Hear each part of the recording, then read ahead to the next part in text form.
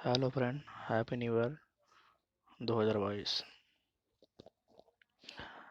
क्या आप जानते हैं कि सन 2022 जो चलते आ रहा है, 1 से लेकर 2022 तक, अभी जो हम कैलेंडर यूज कर रहे हैं वो कौन से कैलेंडर है?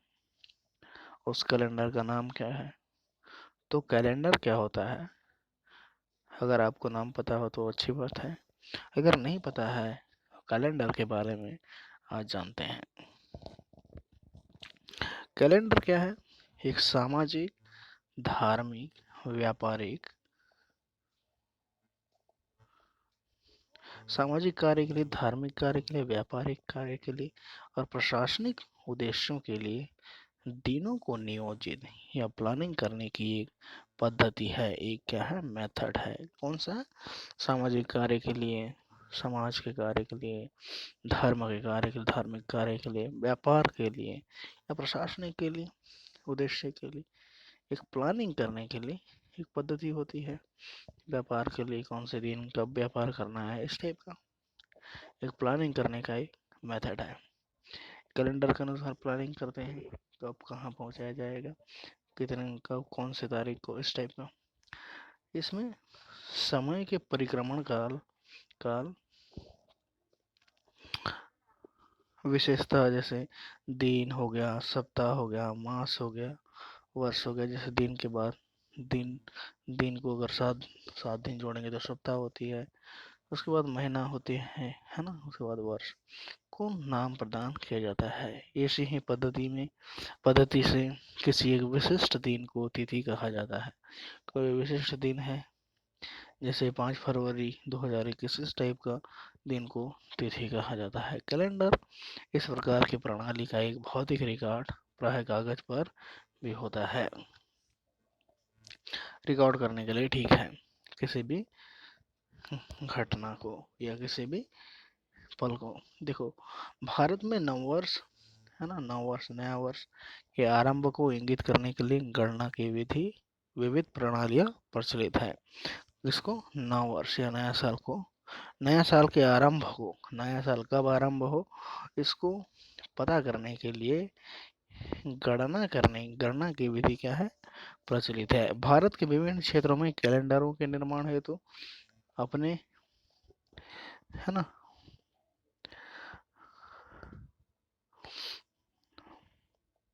अपनाई गई अपनाई गई प्रणाली निम्नलिखित 3 प्रकार में से एक होती है।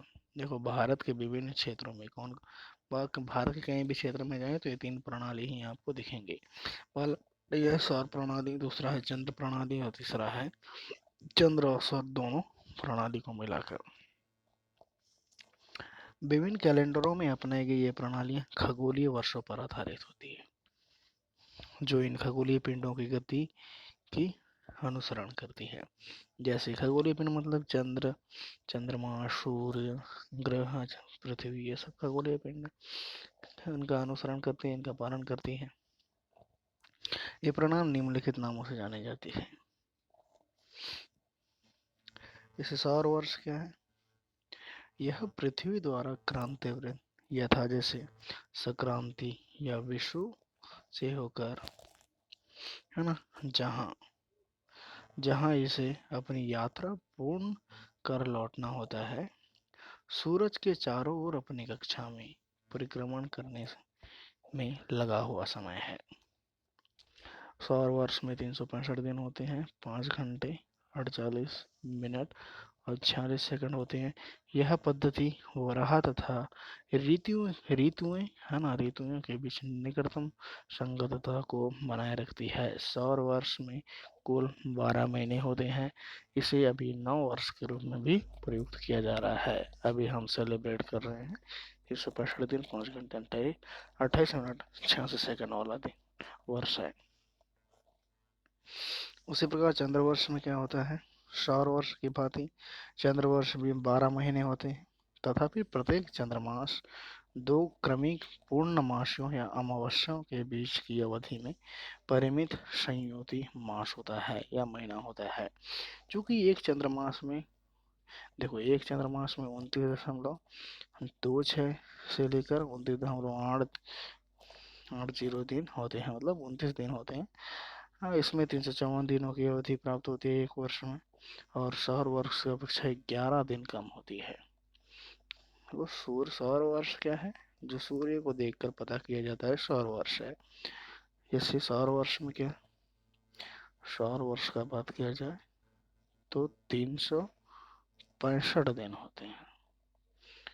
365 दिन, 5 घंटे 48 मिनट और 46 सेकंड।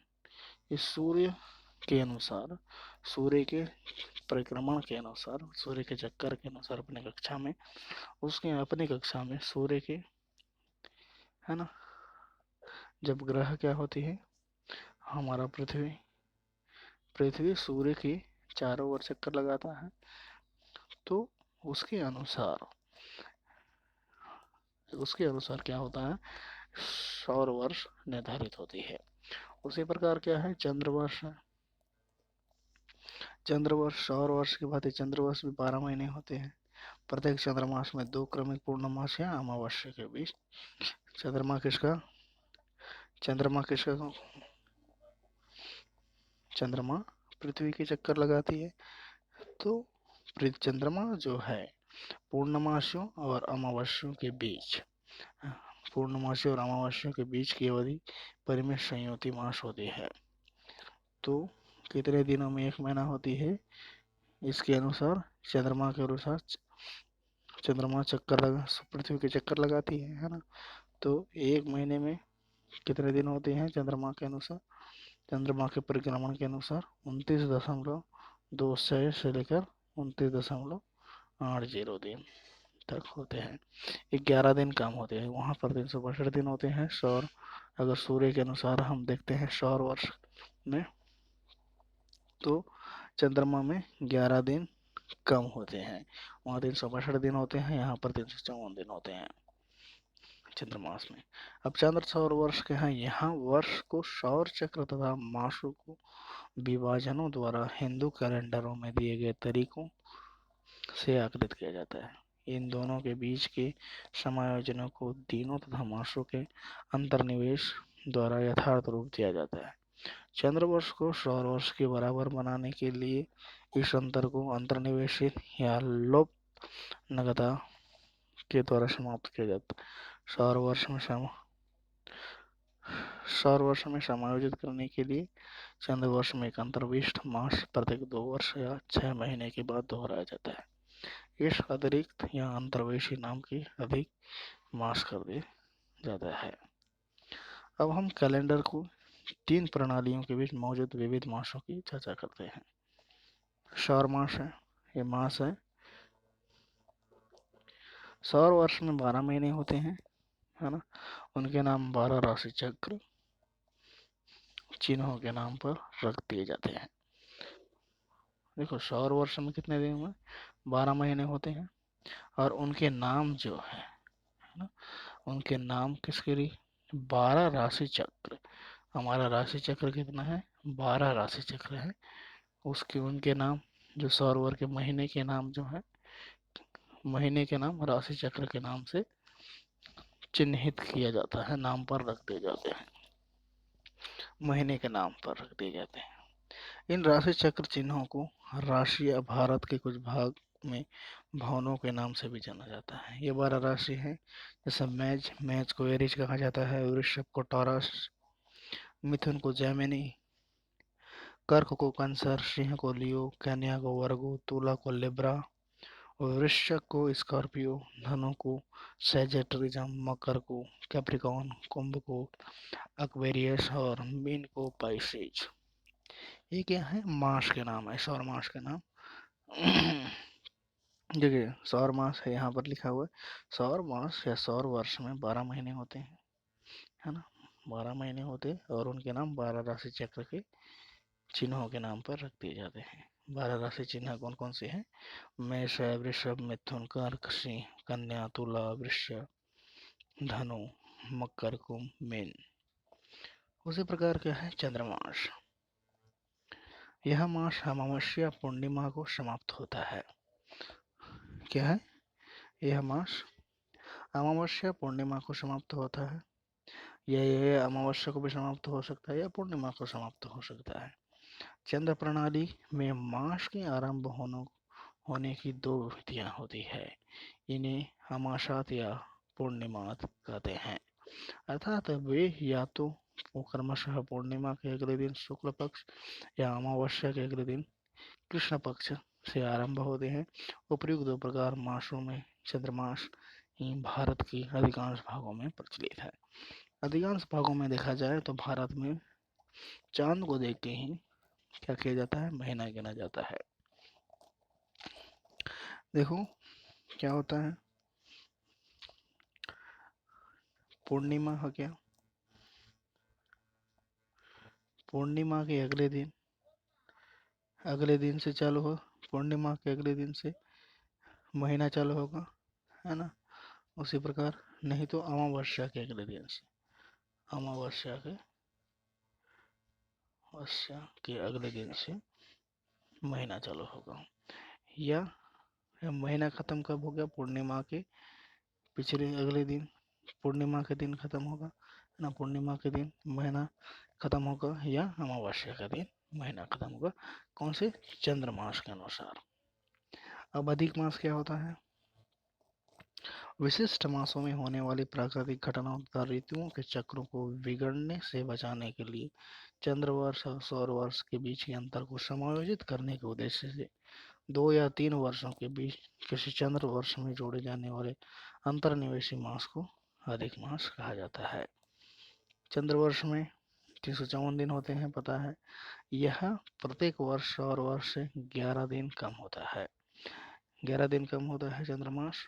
11 दिनों को समायोजित करने के उद्देश्य से प्रत्येक 2 वर्ष 6 मास के अंतराल में चंद्र कैलेंडर में एक अंतर्निवेशी मास जोड़ा जाता है। इसे इस अधिक मास या मलमास के नाम से जाना जाता है। उसके बाद देखते हैं सूरज प्रत्येक वर्ष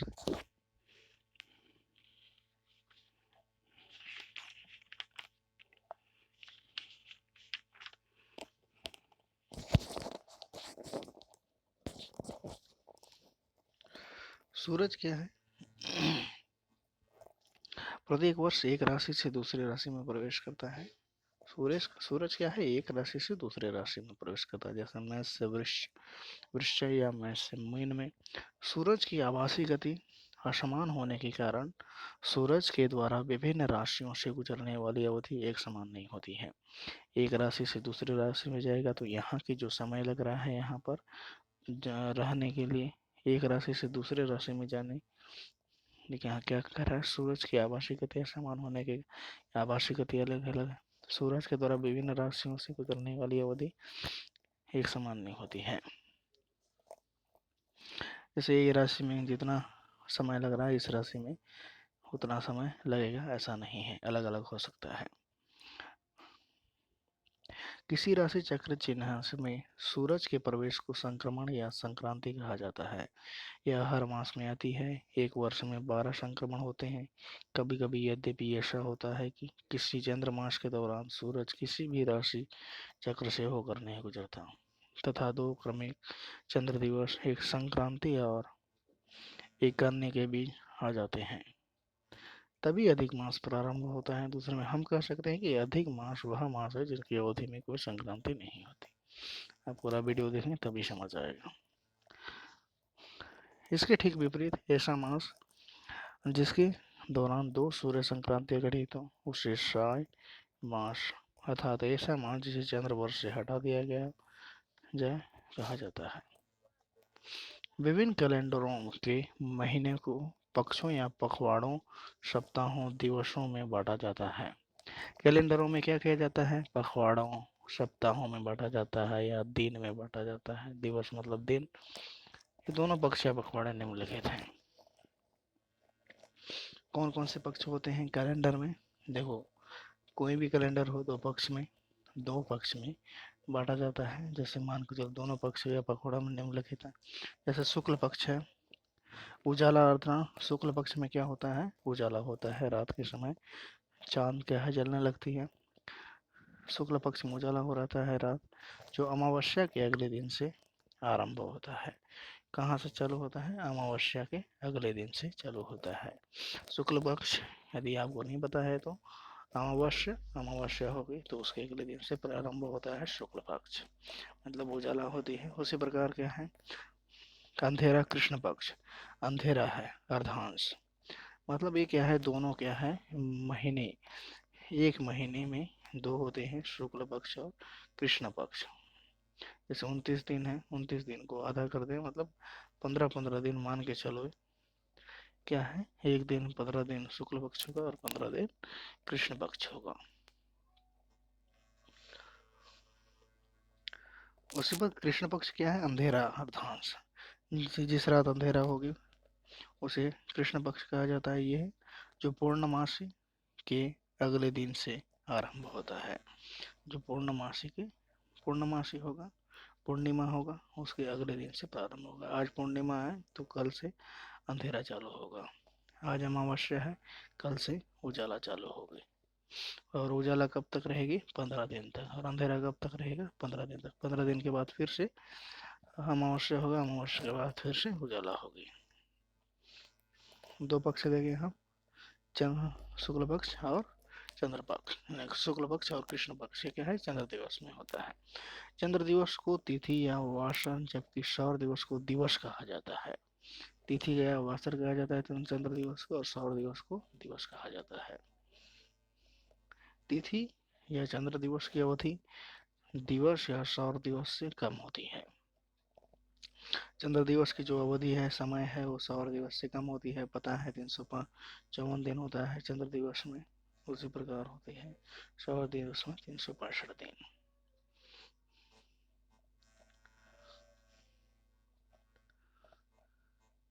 जिसमें एक सूर्योदय से दूसरे सूर्योदय तक एक दिन तथा एक रात सम्मिलित होते हैं। आज सूर्योदय हुआ कल सूर्योदय होगा, ये आज का है ये कल का है, तो इसमें क्या होगा एक दिन होगी और एक रात होगा, एक दिन रहता है और एक रात सम्मिलित रहते हैं। एक तिथि की औसत अवधि 23 घंटा 37 मिनट होती है। एक तिथि की औसत अवधि 23 घंटा 37 मिनट होती है, और जो दिवस या सौर दिवस के 23 मिनट कम होती है। सौर दिवस से 23 मिनट कम होती है, मतलब समझ रहे हैं आप।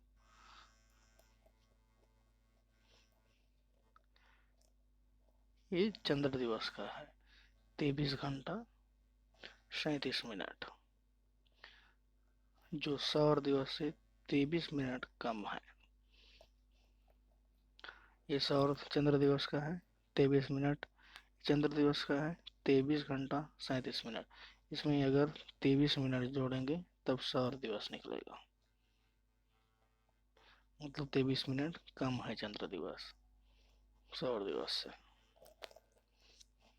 तिथि को इसके पश्चात घटिका पल और विपल में विभाजित किया जाता है। तिथि को तिथि मतलब चंद्र दिवस, चंद्रमा को घटिका पल या विपल में विभाजित किया जाता है तथा ये निम्न प्रकार से ग्रेगोरी कैलेंडर से संबंधित है। कौन से कैलेंडर? ग्रेगोरी। एक दिन तथा एक रात्रि में एक दिवस होते हैं, 24 घंटे होते हैं, 60 घटिकाएं होती है। एक दिन या एक दिन तथा रात्रि में मतलब 24 घंटे होते हैं, एक दिन होते हैं, एक दिवस होते हैं। एक दिन रात, एक दिन और रात में एक दिवस होते हैं, 24 घंटे होते हैं, 60 घटिकाएं होती है। एक घटिका में 60 पल होते हैं, 24 मिनट होते हैं। एक दिन और रात को मिला दे तो उसे एक दिवस कहा जाता है, जिसमें से एक दिवस में 24 घंटा होती है और 24 घंटा में 60 घटिकाएं होती है। ऐसा समझ में। उसी प्रकार 60 घटिकाएं होती है 24 घंटे में। तो अगर एक घटिका का बात किया जाए, एक घटिका का बात किया जाए तो 60 पल होते हैं। कितने? 60 पल होते हैं, और 60 पल में 24 मिनट होते हैं। कितने होते हैं? 24 मिनट होते हैं। ऐसे समझ लो। एक पल उसी प्रकार बात किया जाए, यहाँ 60 पल है, एक पल का बात किया जाए तो 60वें पल और 24 सेकंड होते हैं एक पल में।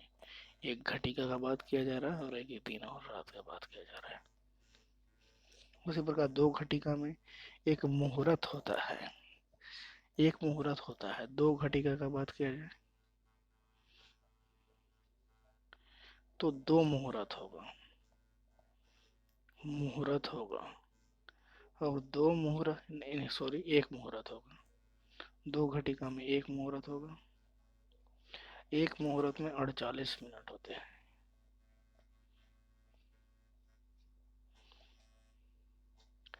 48 मिनट होते हैं।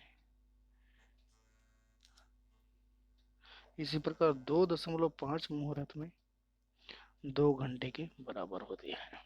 एक मुहूर्त में 48 मिनट होते हैं, ये पता होना चाहिए। जैसे शादी विवाह में होता है मुहूर्त निकालना, तो एक मुहूर्त में 48 मिनट होते हैं। और 2.5 मुहूर्त का बात किया जाए तो 2 घंटे के बराबर होती है। हिंदू कैलेंडर देखते हैं। पंचांग या हिंदू कैलेंडर में 5 अर्थात 5 अंगों, वर्ष, मास, पक्ष, तिथि, घटिका, फिर तिथि और नक्षत्र, योग, कारण को ध्यान में रखा जाता है। एक वर्ष के दौरान सूरज जिन 12 स्थानों या क्रांति वृत्त या राशियों से होकर गुजरता है उन्हें नक्षत्र कहते हैं। 12 स्थानों में या क्रांति वृत्त राशियों से होकर गुजरता है। सूरज के 12 स्थान या 12 राशियों से होकर गुजरता है, उसे क्या कहते हैं? नक्षत्र कहते हैं। देखो, एक वर्ष के दौरान सूरज क्या है, 12 स्थानों से गुजरता है या क्रांति से गुजरता है या राशियों से गुजरता है, कह सकते हैं। उन्हें नक्षत्र कहे जाने वाले तारों के नाम पर नामित किया जाता है। कुल 28 नक्षत्र या तारामंडल होते हैं। याद रहे, 28 नक्षत्र या तारामंडल होते हैं। नक्षत्रों का आकार एक समान नहीं होता है। उनमें तारों की एक सी संख्या भी नहीं होती। कुछ में एक या दो भी होते हैं। उनमें तारों की एक सी संख्या भी नहीं होती है। प्रत्येक राशि में से 3 होते हैं। देखो, एक वर्ष के दौरान सूरज 3, देखो 12, एक वर्ष में 12 मास होते हैं, 12 महीने होते हैं, तो 12 स्थानों से गुजरता है सूरज, है ना, सूर्य। तो नक्षत्र कहे जाने वाले तारों के नाम पर ये नामित किया जाता है। तारों के नाम से नामित किया जाता है। और है ना, और कुल कितने नक्षत्र हैं? 28 नक्षत्र हैं। नक्षत्र हैं, जिसे तारामंडल भी कहते हैं नक्षत्र को। नक्षत्रों का आकार एक समान नहीं होता है। तारामंडल का आकार एक समान नहीं होता है। उनमें तारों की एक सी संख्या भी नहीं होती है। किसी में 5 होगा, 10 होगा, 15 होगा, 20 होगा, 1 करोड़ होगा, 2 करोड़ होगा, इस टाइप का। कुछ में एक या दो भी है। प्रत्येक राशि में से 3 होते हैं। प्रत्येक राशि में से 3 होते हैं। सौर वर्ष की हिंदू कैलेंडर के तहत 2 हिस्सों में विभाजित किया गया है। एक है उत्तरायण। मकर संक्रांति की कई संक्रांति के पहले 6 महीने अर्थात पौष, जनवरी से जून, आषाढ़, इसे देखो, जनवरी को पौष कहा जाता है और आषाढ़ को जून कहा जाता है। इसे देवताओं के दिन के रूप में जाना जाता है। हम हिंदू कैलेंडर के बात कर रहे हैं। देखो, जनवरी, फरवरी, मार्च, अप्रैल, मई, जून, 6 महीना हो रहा है। इसे देवताओं के दिन के रूप में जाना जाता है। इसे उत्तरायण कहते हैं। इसे मकर संक्रांति कहते हैं। जनवरी से लेकर जून तक, देखो, जनवरी से लेकर जून तक मकर संक्रांति, तो उत्तरायण कहा जाता है। उसी प्रकार क्या है, दक्षिणायन क्या है, जुलाई से लेकर दिसंबर तक। अंतिम 6 महीने को देवताओं के रात्रि कहे जाते हैं। इस प्रकार एक सौर वर्ष देवताओं के एक दिन तथा एक रात के बराबर होता है। एक सौर वर्ष क्या है, देवताओं के एक दिन और एक रात के बराबर होता है। जैसे हमारा 365 दिन होते हैं और 365 रात होते हैं। उसी प्रकार क्या है, एक वर्ष में हमारे लिए 365 दिन होते हैं, है ना, और 365 रात होते हैं। उसी पर हमारे लिए, ये ह्यूमन के लिए है, ये ह्यूमन के लिए है। उसी प्रकार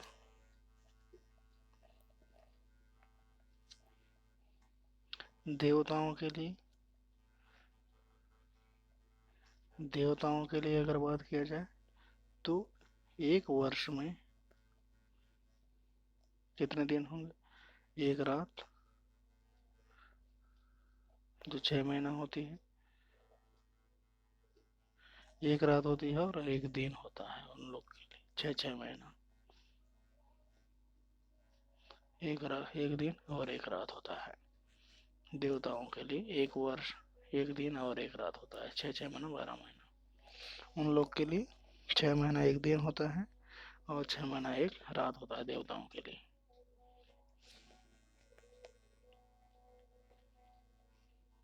हिंदू मान्यता के अनुसार युग 4 काल चक्र के साथ विशिष्ट काल या युग को संदर्भित करता है। हिंदू मान्यताओं के अनुसार युग 4 काल चक्र के साथ विशिष्ट काल या युग को संदर्भित करता है। जैसे 4 युग या 4 काल है, आरोही क्रम में 4 काल का चक्र या युग है। जैसे सतयुग है, जिसे कृत युग भी कहते हैं। सतयुग या कृत युग जिसमें 17,28,000 वर्ष के बराबर है सतयुग। उसी प्रकार त्रेता युग है जो 12,96,000 वर्ष के बराबर है ना। ये 12,96,000 वर्ष था त्रेता युग। और सतयुग कितना वर्ष था? 17,28,000 वर्ष था। उसी प्रकार द्वापर युग 86, उस पर द्वापर 8,64,000 था। उसी प्रकार क्या है, कलयुग अभी जो चल रहा है 4,32,000 वर्ष के बराबर है। वर्तमान में चल रहा युग कलयुग है। यह 3,102 ईसा पूर्व से आरंभ हुआ। कलयुग क्या है? 3,102 ईसा पूर्व से आरंभ हुआ। 4 युग एक महायुग बनाते हैं जो 4.32 मिलियन मानव वर्षों के बराबर होता है। कितना वर्ष? 4.32 मिलियन मानव वर्षों के बराबर होता है। ब्रह्मा के एक दिन में 1,000 महायुग या 4.32 बिलियन मानव वर्ष होते हैं। ब्रह्मा ब्रह्मा ब्रह्मा देखो, ब्रह्मा के एक दिन में कितना होता है? ब्रह्मा का एक दिन कितना होता है? ब्रह्मा का एक दिन 1,000 महायुग होता है।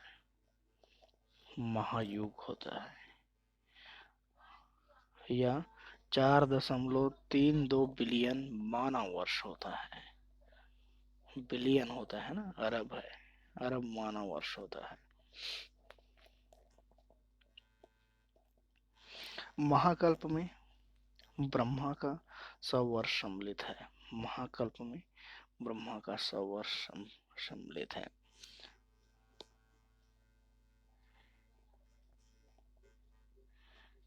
महाकल्प में क्या है? ब्रह्मा का 100 वर्ष सम्मिलित होता है। उसी प्रकार क्या है, कृतयुग या सतयुग। कृतयुग का बात करें या सतयुग का बात करें, है ना। सतयुग यह प्रथम या स्वर्ण युग था। यह सत्य और पूर्णता का युग था क्योंकि केवल एक धर्म था।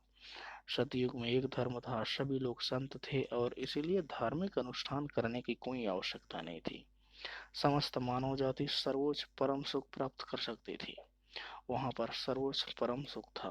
कृषि और खनन नहीं होता था सतयुग में, क्योंकि पृथ्वी अपने आप धन धान्य को उत्पन्न करती थी। पृथ्वी क्या है? अपने आप धन धान्य को उत्पन्न करती थी। मौसम सुखद था और हर कोई प्रसन्न था। कोई धार्मिक संप्रदाय नहीं थे, किसी प्रकार का धार्मिक संप्रदाय नहीं था। कोई रोग शोक नहीं था या कोई चीज का भय नहीं था। ये था सतयुग।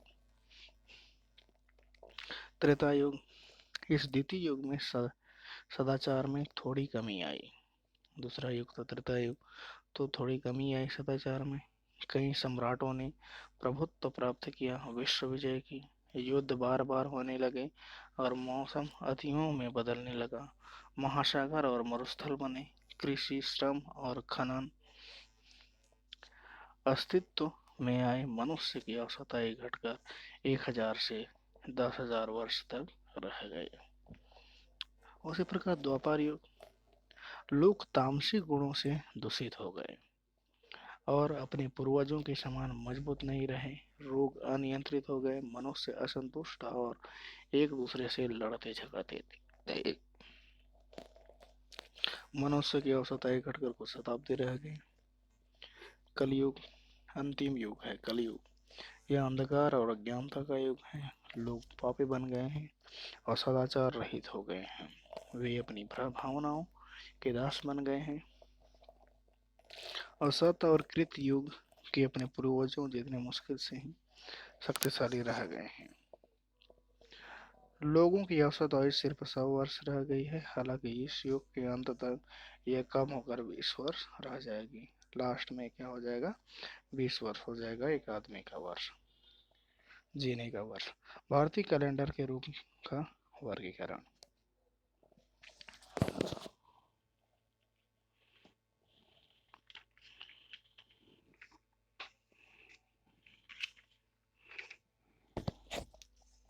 भारत में विभिन्न युगों में कैलेंडर के विविध रूप प्रचलन में आए, उनकी चर्चा नीचे दी गई है।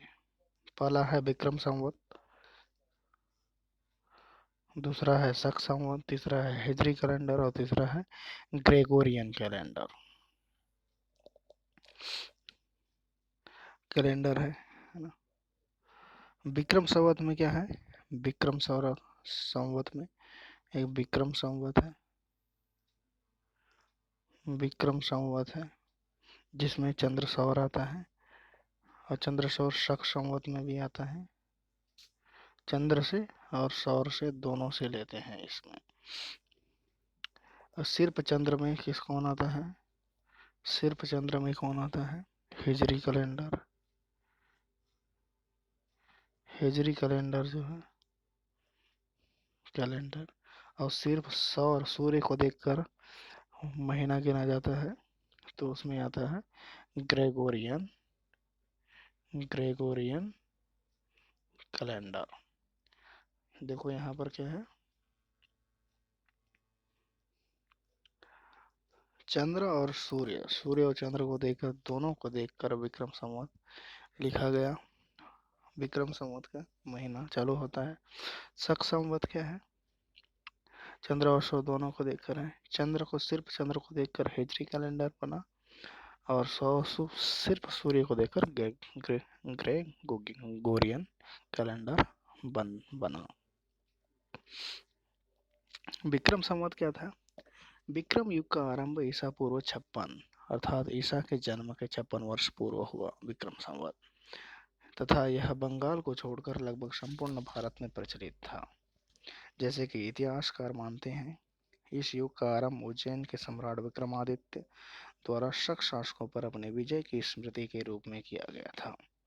यद्यपि बहुत से इतिहासकारों का यह मानना है कि विक्रम संवत को मूलतः मालवा गणराज्य के द्वारा व्यवहार में लाया गया तथा इसलिए इसे मालवा गण युग के नाम से भी जाना जाता है।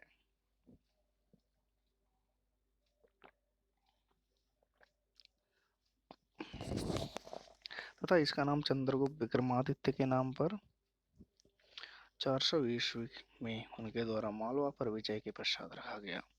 यह प्राचीन हिंदू परंपराओं पर आधारित एक चंद्र सौर कैलेंडर है। यह कैलेंडर सौर ग्रेगोरी कैलेंडर से 56.7 वर्ष आगे होता है। नया वर्ष ग्रेगोरी कैलेंडर में सामान्यतः मार्च अप्रैल के दौरान आने वाले चैत्र मास में अमावस्या के अगले दिन से प्रारंभ होता है। नेपाल में यह अप्रैल माह के मध्य में आरंभ होता है, जो नए सौर वर्ष की शुरुआत होता है।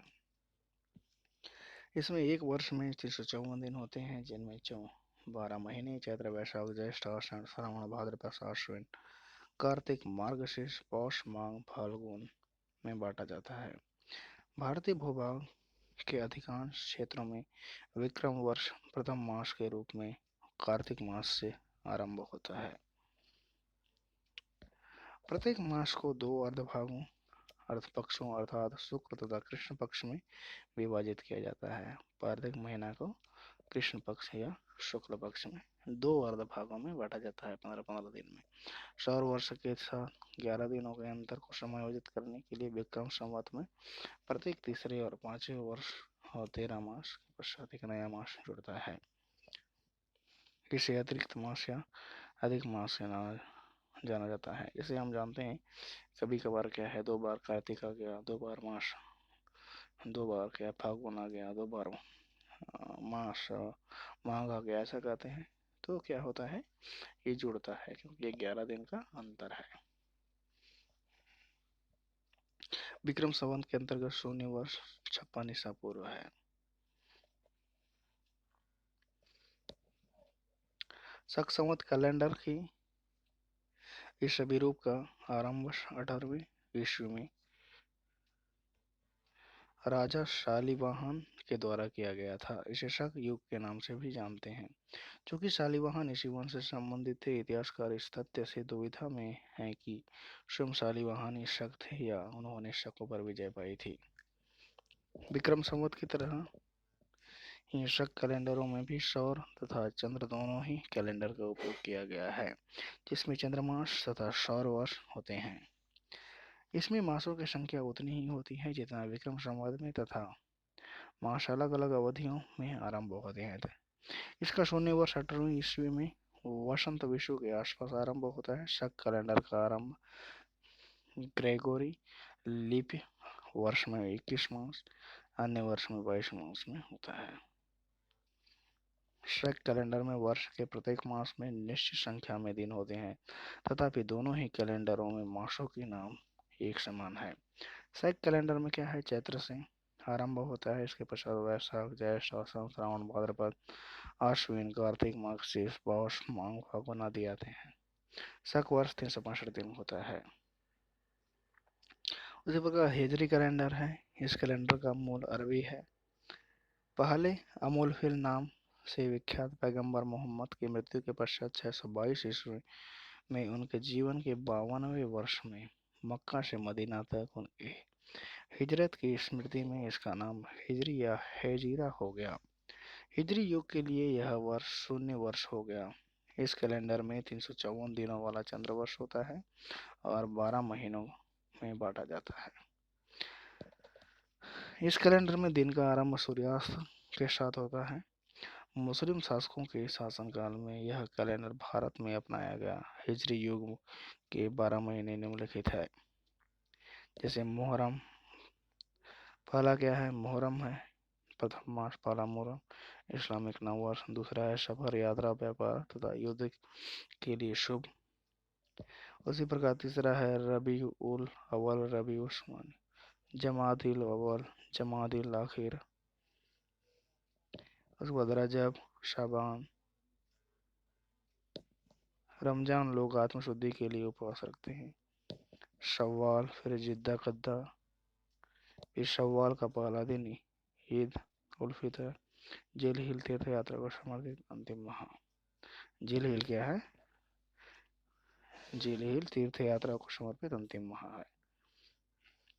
कौन था, हिजरी, कौन सा ना, हिजरी कैलेंडर में ये महीने पूरी तरह से चंद्र पर आधारित तथा इस क्रम में होते हैं कि इनका ऋतु चक्रों या सौर वर्ष के साथ कोई संबंध नहीं होता। चूंकि हिजरी कैलेंडर में सौर तथा चंद्र वर्ष के बीच अंतर को समायोजित नहीं किया जाता, इस प्रकार यह सौर वर्ष आधारित ग्रेगोरी कैलेंडर के से प्रत्येक 33 वर्ष के बाद एक वर्ष कम हो जाता है। ग्रेगोरियन या ग्रेगोरी कैलेंडर, यह कैलेंडर ईसाई धर्म के संस्थापक यीशु मसीह के जन्मदिन पर आधारित है। ग्रेगोरियन यीशु मसीह के जन्मदिन पर आधारित है। यह जनवरी से प्रथम दिन से आरंभ होने वाला एक सौर वर्ष है तथा इसमें 365 दिन, 5 घंटे, 48 मिनट और 46 सेकंड होते हैं। चूंकि इन अतिरिक्त घंटों को एक कैलेंडर वर्ष में सम्मिलित नहीं किया जा सका, इसलिए अंतर्निवेश की विधि फारसी कैलेंडर युग 632 ईस्वी से शुरू हुआ। भारत में फारसी ईरानियों के अकादमी कैलेंडर के विपरीत शहंशाही कैलेंडर का उपयोग करते थे। शहंशाही कैलेंडर के तहत नवरोज नववर्ष आमतौर पर 20, 21 या 22 मार्च को होता है। नवरोज वसंत विषु का दिन है। भारत का राष्ट्रीय कैलेंडर। देश में आधिकारिक नागरिक कैलेंडर के रूप में प्रयुक्त शक कैलेंडर को भारत का राष्ट्रीय कैलेंडर माना जाता है। शक कैलेंडर इसे भारत सरकार द्वारा आधिकारिक राजपत्र में अधिसूचना के द्वारा आकाशवाणी के द्वारा समाचार प्रसारणों में भारत सरकार के नियंत्रण में निर्गत कैलेंडर तथा संवाद संबंधित दस्तावेजों में प्रयोग में लाया जाता है। हिंदू कैलेंडरों में एक इस शक कैलेंडर का मूल नाम शक संवत था। इसे हिंदू धर्म में धार्मिक महत्व के दिनों की गणना में भी प्रयोग में लाया जाता है। शक कैलेंडर को भारत सरकार द्वारा स्थापित कैलेंडर सुधार समिति द्वारा 1997 में राष्ट्रीय कैलेंडर के रूप में अपनाया। इस समिति ने इसे खगोलीय आंकड़ों के समरूप बनाकर तथा कुछ स्थानीय त्रुटियों को सुधार कर इसके प्रयोग में सुसंगत बनाने का प्रयास किया। इस ग्रेगोरी कैलेंडर में के वर्ष 1957 के 22 मार्च जो वास्तविक रूप में शक संवत के अनुसार चैत्र 1 1879 था से प्रयोग में लाया गया। उस समय भारत में प्रयोग में लाए जा रहे 30 प्रकार के कैलेंडरों के प्रयोग को समकालीन बनाने के लिए भारत के राष्ट्रीय कैलेंडर के रूप में अपनाया गया। तो आप जान सकते हैं कि हम जो नया साल बनाते हैं वो कौन से कैलेंडर के अनुसार बनाए जाते हैं। ग्रेगोरियन या ग्रेगोरी कैलेंडर, जिसका संस्थापक कौन है, यीशु मसीह थे। ईसाई धर्म के अनुसार हम क्या बनाते हैं, नया साल बनाते हैं, जैसे जनवरी से प्रारंभ होकर दिसंबर तक जाता है। इसके 365 दिन होते हैं। एक वर्ष में 5 घंटे और 48 मिनट और 46 सेकंड होते हैं। ये क्या है, ईसा मसीह के जन्मदिन से प्रारंभ हुआ। ईसा मसीह के जन्मदिन से प्रारंभ हुआ, उसी पर आधारित है। इसके संस्थापक हैं ईसा मसीह, है ना। ग्रेगोरियन कैलेंडर या Gregory calendar, happy new year वाला।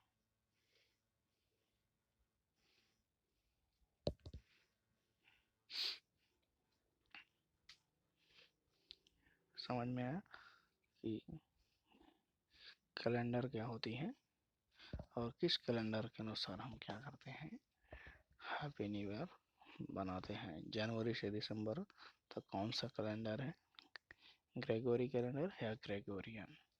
और भारत का जो राष्ट्रीय कैलेंडर है, भारत का राष्ट्रीय कैलेंडर किसे माना है, शक संवत को। शक कैलेंडर को भारत का राष्ट्रीय कैलेंडर माना गया है। इसे भारत सरकार द्वारा किया गया आधिकारिक राजपत्र में, अधिसूचना में, आकाशवाणी में, समाचार पत्रों में प्रसारित किया जाता है। धन्यवाद।